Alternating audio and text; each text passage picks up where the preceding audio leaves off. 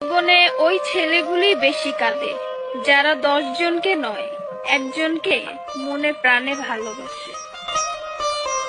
পছন্দ আর ভাগ্যের মধ্যে পার্থক্য কি? পছন্দ তাকেই হয় যে ভাগ্যে থাকে না। কথা বলার জন্য সময়ের প্রয়োজন হয় না, ইচ্ছের প্রয়োজন হয়। বুঝলা জান?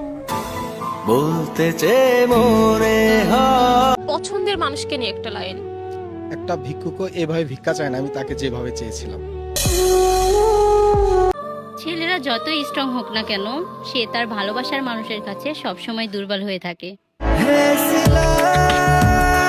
অবহেলিত হতে হতে একদিন এমন ভাবে ঘুরে দাঁড়াবো, বিশ্বাস করো সেদিন যদি তোমার নামে বাতাস বয় তাহলে আমি নিঃশ্বাস বন্ধ করে রাখবো। হারিয়ে যাওয়া মানুষকে নিয়ে একটা লাইন। প্রথমে ভেবেছিলাম কিছু যায় আসে না, পরে দেখি বুকের বাতাসটা তিন তিন ব্যথা করে। মেয়ের বাবাকে নিয়ে কিছু বলতে চান তাহলে কি বলবেন? মেয়ের বাবারা 25 বছর বয়সী ছেলেদের থেকে এমন কিছু চায় যেটা বাবার নিজের বানাতে 50 বছর লাগে। মেয়েদের নিয়ে অনেস্ট একটা লাইন বলেন। মেয়েরা সবসময় সঠিক মানুষকে ধোকা দেয় আর ভুল মানুষকে বিশ্বাস করে।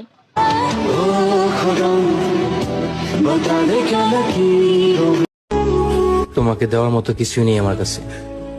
এতটা সাধারণ আমি, শুধু চোখে চোখ রেখে বলতে পারি ভালোবাসি আমি। তোমার মায়ে আটকে গেছি প্রিয়, এখন তোমাকে ছাড়া অন্য কাউকে ভালোই লাগে না। আসলে সেই দিন আমাদের বিচ্ছেদ হয় নাই, তার হয়েছিল ইচ্ছে পূরণ আর আমার হয়েছিল ধ্বংস।